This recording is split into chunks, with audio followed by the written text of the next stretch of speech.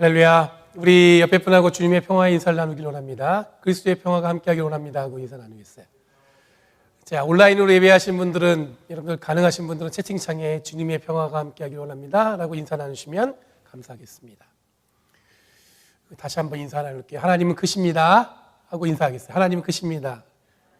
하나님은 크십니다. 오늘 말씀 준비한 거하고 우리 집사님이 찬양 준비한 게 너무 잘 맞아서 더 깊이 은혜가 저한테 왔어요. 여러분들 말씀을 나누기 전에 제가 잠깐 성서 일과에 대한 이야기를 잠깐 나누려고 합니다. 익숙하신 분들이겠지만 처음 접하신 분도 있을 것 같고 또 몇 분이 또 질문하셨어요. 그게 뭔지. 그래서 그게 연회에서 설교를 이렇게 하라고 우리한테 위에서 내려오는 거냐 이렇게 물어보는 계신데, 원래 성서 일과는 렉셔널이라는 뜻입니다. 그러니까 렉셔널이는 라티오라는 라틴어에서 나온 말이에요. 그 뭐냐면 독서, 그런 뜻을 갖고 있습니다. 성경을 교회 공동체가 함께 읽어내기 위해서 정리한 이 성구집을 의미합니다. 3년 주기로 하고, 그리고 이 성서 일과는 교회 음악과도 굉장히 관련이 깊이 있습니다. 여러분 기억나신 분들 한번 생각해 보시면, 종교개혁 이전에는 여러분들 성도들이 이 성경책을 집에 한 사람이 하나씩 갖고 있지 못했어요. 성경책이라는 게 여러분 지금 우리가 되게 흔하게 손에 쥐고 있지만, 종교개혁 이전에, 종교개혁 이후에도 마찬가지입니다. 너무 비싸서 일반 서민들은 이 성경책을 갖고 있지 못했습니다. 그렇기 때문에 여러분 교회는 함께 성경을 읽기 위해 마련한 이 성구집을 예배를 통해서 성경을 읽어내는 것은 굉장히 중요한 전통이었습니다. 그걸 보고 다들 성경을 읽는 거예요. 이런 교회 전통은 초기 신앙 공동체와 함께 이어졌습니다. 이게 그냥 단순하게 최근에 만들어진 게 아니라 굉장히 오랜 교회 전통 안에 뿌리 내려 있는 겁니다. 종교개혁 이후에 여러분 성경이 보급되면서 특히 개신교회 사역자들이 설교를 하기 위해 자유롭게 성경 본문을 선택할 수 있는 이 자유도 허락되어졌어요. 왜냐하면 성경이 보급되기 시작하니까 이제 성도들도 성경을 볼 수 있잖아요. 그리고 목회자도 성경을 마음껏 볼 수 있는 거예요, 집에서. 그러다 보니까 성경 구절을 자기가 선택해서 말씀을 전할 수 있었죠. 그런데 이런 질문이 생겼습니다. 누가 매 주일 설교를 위한 본문을 선택하는가? 설교자인가? 교회인가? 그런 질문이 생긴 거예요. 이 질문이 생긴 이유는 뭐냐면, 당시에 개신교회 설교자들이 자신의 설교를 위해서 이 성경과 회중을 노예화하는 경우가 있는 거예요. 왜냐하면 자기 하고 싶은 말을 하고 싶으니까 성경 구절을 이렇게 끄다다가 사람들한테, 예를 들어서 이런 거예요. 지난주에 보니까 누가 성도가 말이야 약간 좀 불편한 말을 했어. 그래서 그 성도를 훈련하기 위해서 이 말씀을 가져오기도 하고 그러는 거죠. 여러분, 우리들이 개신교회 교인이라는 이유는 날마다 교회를 쇄신하고 개혁하기 위해 노력한다는 고백이 담겨 있는 거예요. 그게 개신교회가 갖고 있는 정신입니다. 우리는 문제가 생겼을 때 방치하지 않고 그것을 늘 고치고 수정하기 위해서 노력하는 사람들이에요. 그래서 이 문제를 해결하기 위해서 개신교회도 이 교회 전통에서 이어져 온 성서 일과를 고민하기 시작한 거예요. 그리고 성서 일과는 교회력과도 관련이 있습니다. 이건 교회력은 다르게 표현하면 교회에서 지키는 달력 같은 얘기예요. 그래서 대림절이 여러분 달력의 시작입니다. 그리고 성령 강림절로 마무리되어지는 겁니다. 시간에 따라 교회 절기를 사용하는 것은 그게 어느 날 그냥 교회가 뚝딱 만든 게 아니고요. 이 구약의 전통과 연결되어 있어요. 정확하게 말씀드리면 포로기 때 사람들이 예루살렘에서 다 포로로 잡혀가고 바벨론에 있었잖아요. 근데 바벨론에 있으니까 여러분들 뭐가 문제예요? 성전에 가야 되는데 성전에 가지 못하잖아요. 하나님을 만나러 성전을 가야 되는데 못하잖아요. 그래서 그분들이 한 이 자구책이 뭐였냐면, 시간을 정해서 절기를 정해서 회당에 모이는 거예요.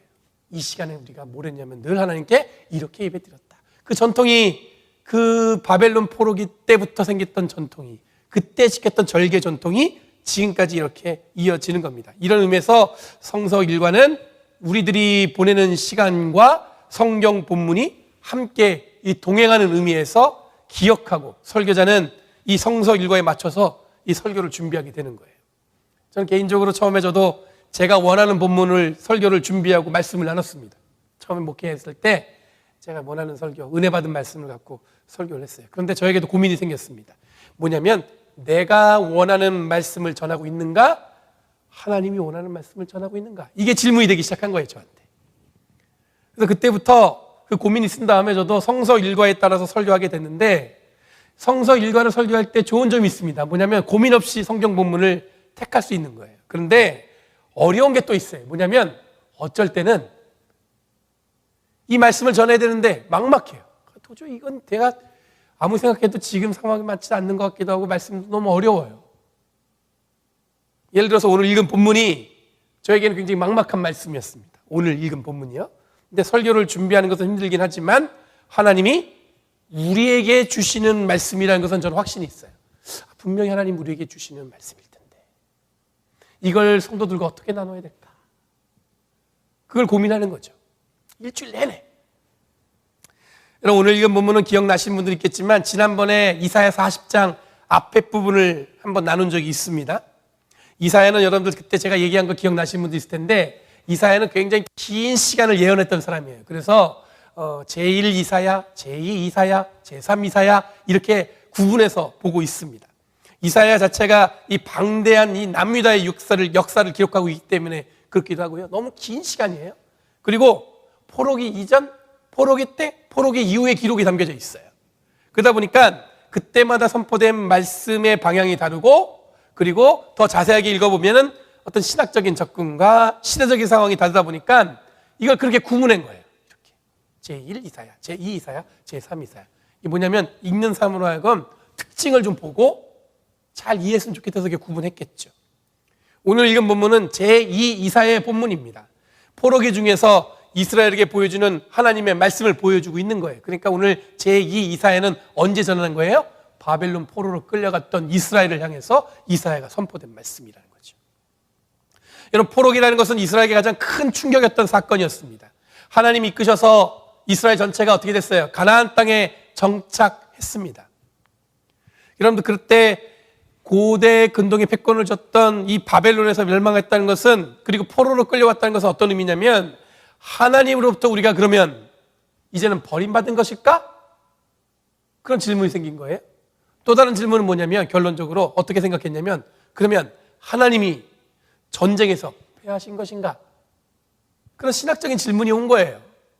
하나님이 약속한 땅, 하나님 마련하신 그곳에 우리가 정착해서 나라도 세우고 하나님께 예배하는 성전도 세웠는데 이 성전도 무너지고 나라도 망했고 땅도 뺏겼고 그럼 어떻게 된 겁니까? 하나님이 우리를 어떻게 해요? 버리신 건가? 하나님이 전쟁에서 그 당시에는 여러분들 전쟁이 디바인 워리어라고 해가지고 사람이 전쟁을 나가지만 늘 뭘 해요? 하나님의 하나님이 앞서가서 전쟁하신다 그런 믿음이 있었단 말이죠. 근데 전쟁이 졌단 말이에요. 포로까지 끌려왔어요. 여러분 오늘 사는 우리들은 감히 상상할 수 없는 고통이 이스라엘에게 닥친 것입니다. 여러분의 마음을 한번 생각해 보세요. 그 당시에 이스라엘 사람들은 그 당시에 예루살렘에 여러분이 살았으면 여러분 어떤 마음이었겠어요? 야, 나라는 완전히 망했고 사람들은 포로로 끌려가고 포로로 끌려간 사람들은 귀족이나 그래도 그 나름대로 지위가 있는 사람들이고 나머지는 뭐야? 그냥 그 땅에 버려진 거예요. 감히 우리들의 삶에 비슷한 경험을 찾는다면 지금 우리들이 겪고 있는 코로나 바이러스 이것이 혹시 하나님의 심판이 아닐까라는 불안함과 아마 비교할 수 있을 텐데 당시 이스라엘이 겪은 고난은 지금 우리가 상상하는 것 이상의 현실과 이 고난에 부딪혔다고 볼 수가 있습니다. 도저히 해석이 안 되는 거예요. 도저히 이거 어떻게 설명할 수가 없는 거예요. 짐작하시겠지만 여전히 불안하고 그 당시에 여러분들 바벨론이 망하면 포로로 끌려온 이스라엘은 어떻게 될 것인가? 그때 막 페르시아가 득세하면서 바벨론이 막 쪼그라들기 시작한 거예요. 페르시아가 곧 바벨론을 갖다가 점령할 수 있는 그런 역사적인 상황에 부딪힌 거예요. 그때 여러분들 가뜩이나 포로로 끌려와서 불안한데 이 나라마저도 망할 것 같은 거예요. 아마 바벨론에 이미 벌써 익숙해졌던 포로 2세들 그 자녀들은 과연 이들이 하나님을 잊지 않고 살 수 있을까라는 걱정 근심이 아마 이스라엘 그 포로로 끌려갔던 사람들한테 굉장히 가득했을 것 같아요. 과연 그들에게도 끊임없이 하나님이 그 중심에 있을 수 있을까? 이런 지경의 제2사의 예언은 뭐였냐면 제일 먼저 선포한 게 뭐냐면 하나님이 이 세상을 창조하셨다는 고백이에요. 다들 막 불안하고 있는데 이사야가 선포합니다. 뭐냐면 들어라, 하나님이 이 세상을 창조하셨다. 어쩌면 여러분들 굉장히 생뚱맞은 얘기입니다. 이 어려운 상황에서 왜 갑자기 창조주로서 하나님을 고백하는 것인가? 이런 질문이 생길 수 있어요. 이런 창조의 고백은 모든 근원은 누구로부터 오는 거예요? 하나님으로부터 시작된다는 고백이에요. 그러니까 여러분들 지금의 불안함, 어려움 뭐 이런 것만 몰입하다 보니까 그 불안함만 보이는데, 여러분들 이 세상을 창조한 분은 누구신가? 우리의 어떤 존재론, 우리의 모든 것을 만드신 분이 누구신가? 그분이 누구예요? 이사야가 선언하는 건 뭐냐면 하나님이시다. 그래서 21절 말씀에 땅의 기초가 어떻게 세워졌느냐 이렇게 질문하고 있습니다. 그 질문의 이유는 뭐냐면 물어보는 거죠. 근본적으로 지금 이 땅을 누가 만드셨는가? 하나님이 이 세상을 창조하신 분인데 땅의 지배자를 허수아비로 만들고 쓸모없는 사람을 만든다는 것은 일도 아니라는 거예요. 3절에 그렇게 전하고 있죠. 그건 아무것도 아닌 거예요. 아무리 힘이 있는 지배자도 어떻게 만들어요? 하나님이 허수아비로 만들고 쓸모없는 사람들 만든다는 거예요. 왜? 창조는 누가 하신 거예요? 하나님 하셨으니까. 24절에도 이사야가 이 세상을 창조자로서 이 땅에 권세 부리는 자들을 훅 불어버리면 여러분들 그 바람에 어떻게 돼요? 다 말라버린다고 얘기하고 있습니다. 잡초와 같다고 표현하고 있어요. 저는 이사야의 이 패기가 어디서 나올까? 지금 자기들이 처한 상황은 여러분들 여러 가지 봐도 여러분들 어떻게 보면 초라하잖아요. 나라도 망했고 포로로 끌려왔는데 이사야가 지금 하나님의 말씀을 담아서 포로로 끌려온 이스라엘 백성들에게 얘기하는 거예요. 더 불안해 있고 어찌 보면 이 세상이 어떻게 바뀔지 모르는 그 상황에서 이사야가 선언한 건 뭐냐면 그 용기, 그 패기는 어디서 나왔냐면 기억한 거예요. 뭐냐면 하나님이 이 세상을 창조하셨다. 이런 가장 불안하고 극심한 고난이 엄습해 올지 모르는 상황에서 이사야의 예언은 이 세상을 창조하신 하나님을 기억하라는 것입니다. 그러면 우리들이 불안해하는 것, 그 불안의 원인이 된다고 생각하는 그 힘, 아무도 막을 수 없다고 여기는 그 파워는 하나님 앞에서는 먼지와도 같은 가벼운 존재라는 것을 기억하라는 것입니다. 그러니 지금 우리에게 닥친 불안 앞에 당당하게 맞설 준비를 하라는 게 지금 이사야 예언의 핵심이에요. 그러니까 불안하지 말라는 거죠. 하나님이 늘 우리와 함께 하신다는 겁니다. 여러분, 같은 현실적인 상황에서 반응은 다양합니다. 어떤 사람들 그 다양함 속에서 그리스도인이라면 우리들이 해야 할 반응의 기초는 여러 가지 있겠지만 그 중에 가장 기본적인 게 뭐예요? 하나님이 이 세상을 창조하셨다 해서 시작해야 된다는 거예요. 그 중에서 어떤 사람은 더 불안하고 어떤 사람은 너무 낙관적이어가지고 이거 아무것도 아니에요 이런 사람도 있겠지만 그 모든 걸 다 여러분들 다 접어두고 오직 하나 먼저 우선적으로 기억할 게 뭐냐면 하나님이 이 세상을 창조하셨다는 것을 기억하면서 우리의 삶을 시작해야 된다는 겁니다. 지금 우리들이 겪는 팬데믹의 어려움 앞에서도 우리들이 기억할 것은 뭡니까? 하나님이 이 세상을 창조하셨다는 사실이에요. 여러 가지 뉴스들이 막 나오죠. 그러면 어쩔 때는 불안하기도 하고 어쩔 때는 희망이 생기기도 하고 복잡한 마음이 우리는 마음을 이렇게 막 움켜쥘 텐데 그 복잡한 마음 속에 여러분들 그건 다 어떻게 접어두고 뭘 기억하는 거예요? 하나님이 이 세상을 창조하셨다는 것을 기억하라는 겁니다.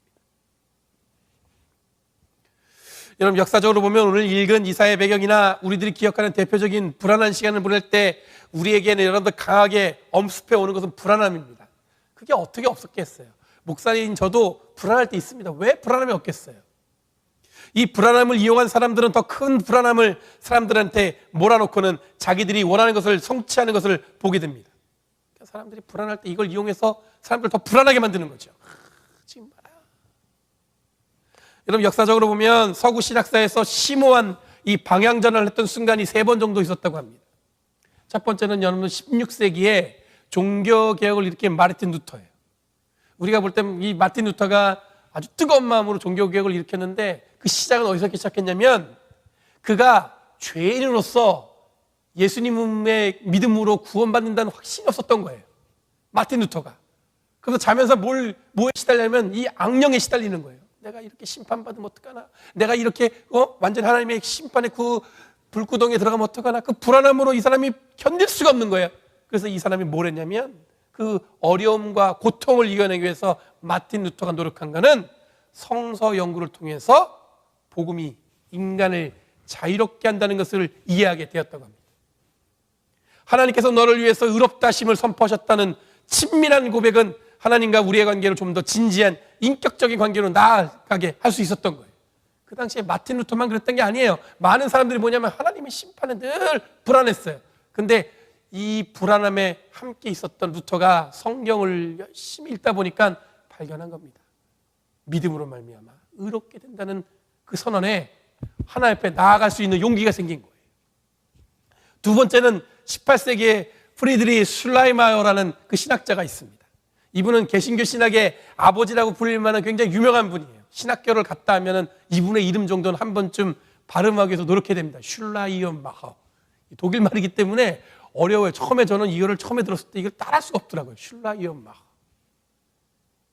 그 정도로 유명한 분이에요. 근데 이분이 고민한 건 뭐냐면 예수 그리스도의 대속 신학에 대해 깊이 고민하면서 하나님이 의도하시고 준비하셨지만 여전히 인간이 뭐예요? 완전하지가 않아요. 하나님은 우리를 구원하시겠다고 십자가에 달려 돌아가셨는데 사람들이 사는 모양을 보니까 뭐예요? 여전히 뭐예요? 변화가 없어요. 그 변화가 없는 사람들을 향한 영원한 형벌을 주신다는 이 하나님에 대해서 고민하기 시작했습니다. 믿음으로 의롭게 된다는 선언을 받았지만 실제로의 삶은 뭐예요? 완전한 삶을 살지 못하니까 혹시 주어질지 모르는 하나님의 형벌을 어떻게 이해할 것인가? 그러니까 루터보다 조금 더 진부한 질문이죠. 왜냐하면 루터는 표 하나 얻었어요. 아, 믿음으로 의롭다 된다. 하나님의 예수를 믿으면 내가 구원받는구나. 그런 확신이 있었는데 조금 지나고 보니까 슐라이마이어는 뭘 보냐면 예수를 믿는다고 했는데 바뀌질 않은 거야.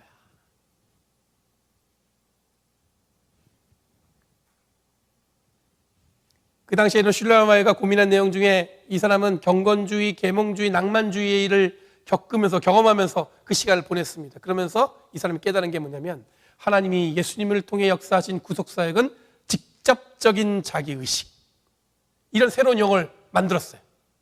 그러니까 뭐냐면 예수님께서 십자가에 달려 돌아가신 게 우리가 멀리서 전적인 타자로 보기만 하는 게 아니라 십자가에 달려 돌아가셨을 때 우리도 어떻게 해요?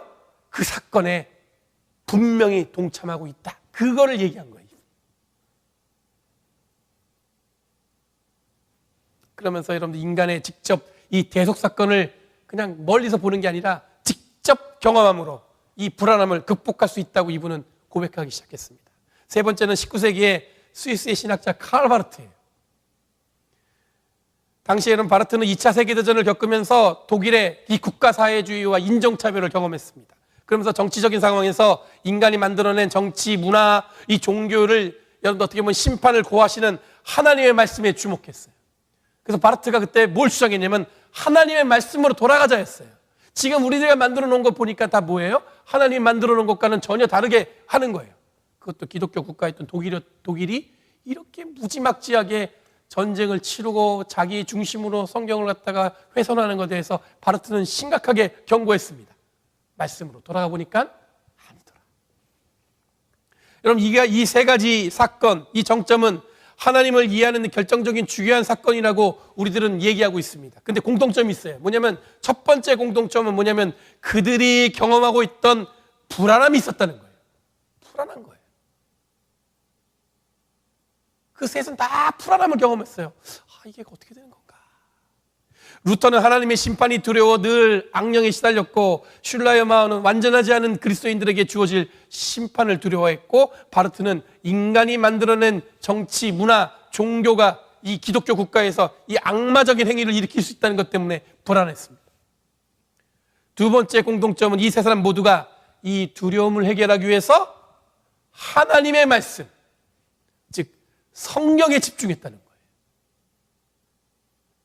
여러분, 지금은 우리가 성경을 볼 수 있지만 그 당시에는 많은 사람들이요 성경을 우리가 직접 손으로 볼 수가 없었어요. 우리가 알고 있는 여러분 성서공회가 만들어진 게 처음에 영국에서 만들어졌는데 영국의 성서공회가 만들어진 이유가 뭐냐면 그 당시에 성경책 한 권이 거의 뭐 6개월 이상의 1년치 생활비를 줘야만 살 수 있는 거예요. 일반 사람들은 이 성경을 살 수가 없는 거예요. 근데 어느 날 꼬마 아이가 있는데 그 이름이 제가 기억이 안 나요. 그 아이가 성경을 너무 읽고 싶어서 옆에 부잣집 그 집에 가갖고 부탁을 해가지고 성경을 읽는 거예요. 그러니까 이 아이가 성경을 읽고 싶은 게 꿈이에요. 그 아이가 열심히 뭘 해가지고 성경을 사기 위해서 돈을 열심히 모아갖고 지금은 말로 할 수 없는 긴 거리를 갖다가 걸어가갖고 성경을 살아왔다는 얘기를 듣고 그 얘기를 들은 목사님이 감동해서 성경을 갖다가 보급할 수 있는 모금 운동을 해야겠다 시작한 게 바로 성서공회예요. 그래서 영국 성서공회가 처음에 그렇게 시작했어요. 그 어린아이가 성경 읽고 싶은 마음에. 그 전까지는 무슨 얘기냐면 대부분의 사람들은 성경을 집에 갖고 있을 수가 없었어요. 그러니까 앞에서 목회자가 얘기한 대로 성도들은 어떻게 해요? 그냥 믿고 따랐겠죠. 그러니까 여러분들 그 불안함은 우리는 지금 성경을 읽으면 확인할 수 있지만 그때 그 불안함은 더 컸던 거예요. 그 불안함을 해결하기 위해서 그 당시에 유명한 신학자들은 이 세 사람은 뭘 했냐면 성경을 더 깊이 연구한 거예요. 그리고 이 성경을 읽어보니까 그 안에 하나님의 은혜가 담겨 있다는 거예요. 그래서 여러분 불안함이 생길 때 이 세 사람이 집중한 건 뭐냐면 하나님의 말씀으로 집중한 거죠. 성경에 어떤 의미가 있는가? 과연 우리들을 불안하게 만드는 그것이 사람들이 그렇게 얘기하는 것이 진짜 맞는가? 여러분 제가 신학교를 졸업하고 목회를 시작했을 때 목회 현장은 이 신학에 불신을 하는 분위기였습니다. 학교에서 배운 신학적인 지식이 목회에는 전혀 도움이 되지 않는다는 거예요. 여러분들 신학교 때 배운 그 교재를 갖고 교인들하고 이야기하면 그 내용이 이렇게 전달이 잘 안 될 때가 있어요. 그러다 보니까 목회 나와보면 꼭 여러분들 성경만 얘기해서 되는 게 아니잖아요. 사람 관계도 해야 되고 저 사람의 기분도 어떤지 봐야 되고 저분의 심리도 파악하고 복잡하잖아요. 저만 그런 게 아닐 거예요. 많은 성도들도 복잡할 거예요. 와, 교회 와보니까 복잡해요. 그죠? 그러다 보니까 여러분 목회할 때 학교에서 배운 건 별로 소용없더라. 그런 얘기였어요. 그러다 보니까 이런저런 세미나에 기웃거립니다. 왜냐하면 어떻게 하면 목회를 잘하고 교회를 잘 성장시킬 수 있을까에 대한 관심이 있는 거죠. 그러다 보니까 진지한 사역자로서 하나님과의 어떤 관계가 있어야 되는지를 깨닫지 못할 때가 많이 있습니다. 뭐냐면 본질은 놔두고 스킬만 배우려고 노력하는 거죠. 제가 아는 목사님은 매년 이 다른 세미나를 참석합니다. 매년 새로운 세미나를 참석해요. 그리고 1년간 교인들한테 그 배운 것을 1년간 어떻게 보면 이걸 가르치고 돌려요. 우리끼리 한 얘기, 이 우리끼리 하는 거는 저하고 몇 명이 한 얘기가 아니라 목회자끼리 모든 보편적인 목회자를 얘기하는 거예요. 하는 얘기가 뭐냐면 세미나병에 조심해야 된다. 이런 얘기하는 게 있어요. 그걸 비판하는 이유는 뭐냐면 목회, 곧 교회가 어떤 행사를 하기 위한 모임이 아니에요. 여러분들 교회는 하나님께 예배하는 공동체입니다. 이 자꾸 세미나에 집중하다 보니까 하나님께 예배하는 공동체라는 사실을 잊어버리게 되는 거예요. 그래서 여러분 신학교 때 신학이 도움이 되려면 신학적인 지식이 나를 돋보이기 위해서 사용하는 것이 아니라 신학을 통해 내가 만난 하나님, 내가 고백하는 하나님을 찾아갈 수 있어야 되는 거예요. 그러니까 신학은 어떤 의미냐면 우리한테는 나침반과 같은 거죠. 근데 그 나침반을 버려버리는 거예요. 그러다 보니까 교회가 방향을 잃어버리는 경우가 있다는 거죠. 그럼 다르게 표현하면 이사야가 어려움에 빠진, 어쩌면 방향을 잃어버린, 두려움에 어쩔 줄 모르는 사람들 사이에서 함께 두려워하는 것이 아니라 하나님이 이 세상을 창조하신 창조주라는 것을 고백하는 것은 이사야의 신학적인 고백이에요. 하나님께서 이사야에게 말씀을 주셨어요. 그리고 이사야는 뭘로 확인할 수 있어요? 지금까지 경험한 하나님의 은혜와 사랑을 통해서 경험할 수 있었어요. 그럼 루터가 자신이 닥친 두려움을 말씀을 통해 예수를 믿음으로 하나님이 의롭게 하셨다는 고백을 얻기까지 루터는 자기가 배운 신학적인 바탕으로 성경 말씀에 집중해서 얻은 새로운 방향이었습니다. 슐라이어마우도 여전히 완전해지지 않은 성도들에게 과연 하나님의 구원은 여전히 함께하는가? 라는 질문 앞에 예수 그리스도의 대속적 사건을 통해서 우리들이 강제적으로 하나님과의 사귐에 초대되어졌다고, 그리고 죽음을 넘어서까지 하나님의 사람으로서 완전해지기 위한 과정 속에 우리가 살아가고 있다는 것을 주장했습니다. 바르트도 기독교 국가가 저지른 잔인함 속에 인간의 정치, 문화, 종교는 하나님의 말씀을 기본으로 하지 않으면 바른 길을 갈 수 없다는 것을 지적했어요. 다시 말해 우리들이 겪는 불안함은 하나님의 말씀에 집중하지 않았을 때 벌어지는 일이라는 것입니다. 그럼 요즘 팬데믹을 보내면서 이 코로나 바이러스가 하나님의 심판의 과정 혹은 사인이라고 이야기하는 분들이 있어요. 그러면서 성도들을 이 불안함으로 이끌어가는 분들이 있습니다. 제가 기억하기로는 이런 비슷한 일이 있을 때마다 사람을 불안하게 만드는 사람들은 늘 존재했던 것 같아요. 처음에 여러분들 기억나신지 모르겠지만 바코드 나왔을 때 기억나세요? 그 요한교실에게 666을 받는 거기 때문에 그 바코드가 나오면 사탄에서 지배된다고 해서 제가 그때 고등학생이었는데 너무너무 불안한 거예요. 그걸 받으면 나도 이게 지옥에 가면 어떡하나. 근데 요즘에 바코드가 없으면 마트에서 장을 볼 수가 없습니다. 기억나세요? 바코드가 안 찍히면 계산할 수가 없어요. 여러분들이 혹시 아마존에서 택배를 주문하면 바코드가 없으면 여러분들 그 물건은 어디로 갑니까? 그거 다 일일이 체크해야 되는 건데 그거 하나 딱 찍으면 어떻게 해요? 우리 집으로 올 수 있게 만들죠. 그 불안함은 이제는 온데간데 없고 어떻게 보면 그 편안함 속에 우리가 살고 있어요. 여러분 엊그저께 제가 뉴스를 보다가 에이즈라는 질병이 정복되었다는 기사를 읽었습니다. 제가 기억하기로는 이 에이즈라는 질병은 처음에 발견되었을 때 이 세상은 이 질병 때문에 굉장히 종말할 것처럼 막 아주 굉장히 걱정들을 많이 했어요. 어릴 적 기억에 에이즈가 이런다 AIDS잖아요. 그래서 그거를 한국 사람들은 뭐라고 불렀었냐면 제가 어릴 때인데 이제 다 살았구나. 그렇게 얘기할 정도로 진짜 AIDS. 저만 아는 게 아닐 텐데. 그죠? 다들 이거 웃을 줄 몰랐네. 여러분들 이거에 웃을 줄 몰랐어요. 제가 사람들이. 하나님의 심판의 결정체라고 생각했어요. 이제 다 살았구나. 근데 절대로 치료할 수 없는 병으로 여겨졌었는데 지금은 이제 우리를 더 이상 생명을 위협할 수 있는 질병이 아닙니다. 여러분 우리들이 오늘 함께 읽은 이사야는 사람들이 불안해하는 방향으로 가장 기본적인 신앙 고백을 통해서 회복되기를 바라는 신학적 고백이라고 할 수 있어요. 불안하지 말고 여러분 불안할 때 여러분 뭘 보라는 거예요? 하나님을 바라보라는 거예요. 그분이 누구시냐? 이 세상을 만드신 분이다. 29절에 창조주 하나님을 고백하면서 이사야가 결정적으로 고백을 나눕니다. 힘이 빠진 사람에게 힘을 주시고 기진한 사람에게 기력을 주시는 분이 누구예요? 하나님이시다.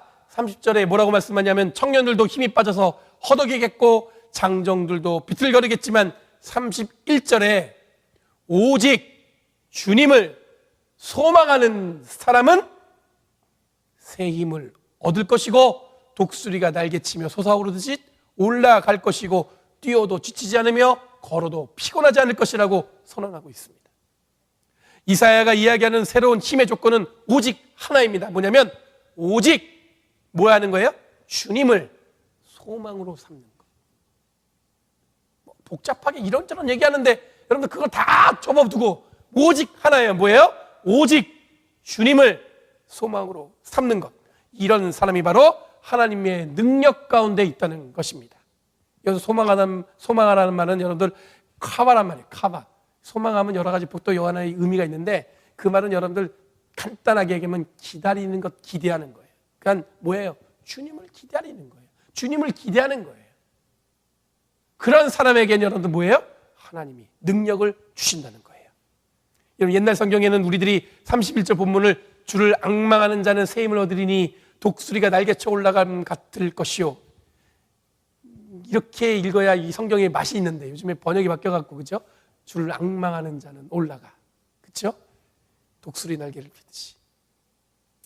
여러분 주님을 기다리는 자, 기대하는 자는 여러분 새 힘을 얻는다는 의미입니다. 즉 당장은 아니지만 지금은 아니지만 기다림을 통해서 하나님의 능력을 소망하면 우리들은 지금 엄습하고 있는 모든 어려움과 불안함, 고난스러움을 하나님의 능력을 통해서 이겨낸다는 말입니다.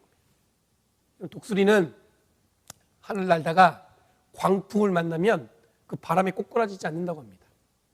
자기 혼자서 날개를 펴서 올라갈 이 고도가 한계가 있는데 광풍을 만났을 때 독수리는 그 바람을 타고 자기 혼자 올라갈 수 없는 높이까지 올라간대요. 그러니까 자기는 날개짓에서 올라갈 수 없지만 광풍을 만나는 순간 독수리는 자기가 경험하지 못한 높이까지 올라간다는 거예요. 그러면 여러분들 뭐냐면 독수리가 눈이 좋기 때문에 더 넓은 지역을 볼 수 있다는 거예요. 여러분 이사야가 독수리를 언급한 것은 뭐냐면 지금 우리에게 두려움이 몰려올지 모르지만 그 두려움은 우리를 더 높은 곳으로 솟아오르게 할 수 있다는 의미가 담겨 있습니다. 그걸로 꼬꾸라지는 것이 아니라 더 높은 곳으로 올라가서 지금까지 보지 못했던 것을 볼 수 있는 거예요. 지금까지 보지 못했던 게 뭐예요? 이사야의 입을 빌리면 하나님이 이 세상을 창조하셨다. 그리고 주님을 소망하는 자는 오직 주님을 소망으로 삼는 것은 뭐예요? 하나님이 우리에게 주신 능력을 받는 자에게 주는 선물이에요. 여러분 2021년 2월을 살아내는 이 시간 두려움이 우리를 불안함으로 몰아갈 수 있습니다. 근거를 할 수 없는 여러 가지 고난이 우리를 불안함으로 몰아넣을 수 있습니다.